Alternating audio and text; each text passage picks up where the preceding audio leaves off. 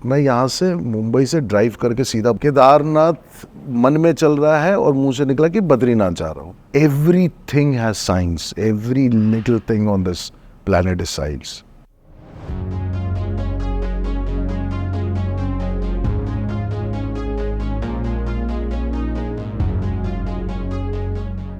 Spiritual journey I कहाँ से? Because आप तो एनर्जी बिलीवर कह सकता हूँ मैं आपको. हाँ, 2012 में I was in touch with someone in Guptkashi. उनसे मैं 6-7 घंटे फ़ोन पे बात करता था और फ़ोन कभी गर्म नहीं होता था. He was a normal guy, was working, is still working in LIC. इतनी खूबसूरत आवाज़. उनसे मिलने की तड़प जो थी ना, वो बहुत ज़्यादा हो गई थी. 2012 में फिर मेरी पूरी फैमिली, मेरी सिस्टर एक अमेरिका में, एक फिनलैंड में है, पापा मम्मी बिहार में हैं, तो सब लोगों का जमावड़ा करके ना मैंने कुछ 15 दिन का थोड़ा उत्तराखंड और वो वाला ट्रिप ऑर्गेनाइज किया था. मतलब everything from Badrinath to Kedarnath to Gangotri Yamunotri छोड़ करके. तो जब मैं बद्रीनाथ पहुंचा ना, तो सिस्टर वगैरह की तबीयत एक की ख़राब हो गई थी. तो पता नहीं मेरे दिमाग में आया कि पहले दिखवा लेता हूँ, बाद में इन लोग को बद्रीनाथ अंदर लेके जाऊँगा. तो मैं वो वहाँ पे वो बेंगलोर से अपोलो हॉस्पिटल से 6 महीने एक बसें वगैरह स्टेशन रहती है ना डॉक्टर्स वगैरह की, तो मैं वहाँ लेकर के गया. उन लोगों ने पहचान लिया रोसेश वाले उसमें. फिर मैंने उनसे ऐसे ही रिक्वेस्ट किया, मैंने कहा कि ऐसा ऐसा दर्शन करना है. वो लोग कह रहे हैं कि लंबी लाइन लगी है. तो दे टुक अस एंड अच्छे से दर्शन हुआ.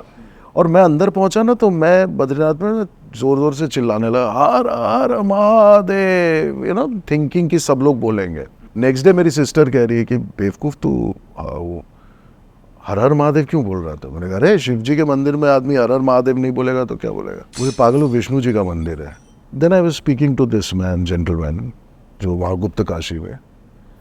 नेक्स्ट ईयर मैं यहाँ से मुंबई से ड्राइव करके सीधा केदारनाथ मन में चल रहा है और मुंह से निकला कि बद्रीनाथ जा रहा हूँ. तो मैंने कहा चल बद्रीनाथ जा रहा हूँ. तो इस बार तो 1 साल से सोचो एक आदमी से तुम कॉन्स्टेंट रोज रात बात कर रहे हो 6 घंटे and spiritual talk, there is nothing beyond that.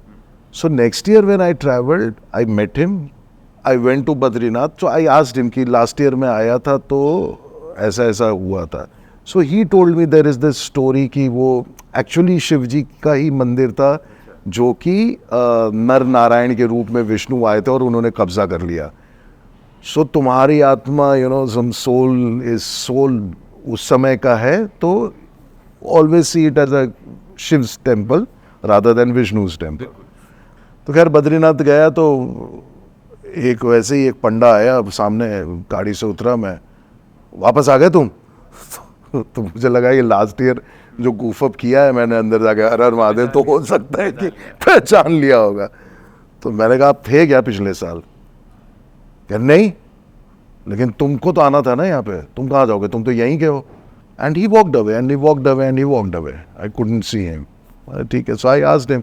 तो ये सारा कुछ हुआ.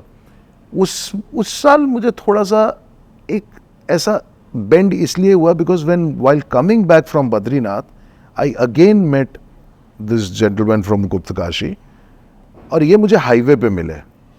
और मैंने इनको बोला कि मैं इतनी दूर गाड़ी से आया हूँ ना, तो मैं सोच रहा हूँ कि मैं केदारनाथ भी चला जाता हूँ.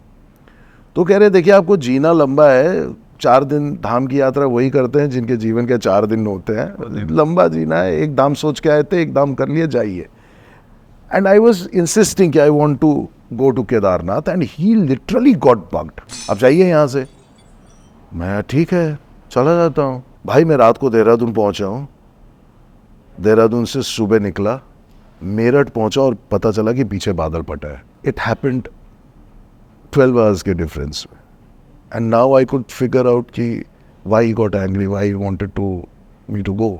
वहाँ पे एनर्जी वाला फैक्टर आया, वहाँ पे स्पिरिचुअलिटी आई, वहाँ पे साइंस समझने का आया, वहाँ लॉजिक से मैं बिल्कुल हट गया. वहाँ से फिर हर चीज़ के पीछे ना ढूंढना शुरू किया. Everything has science, every little thing on this planet is science.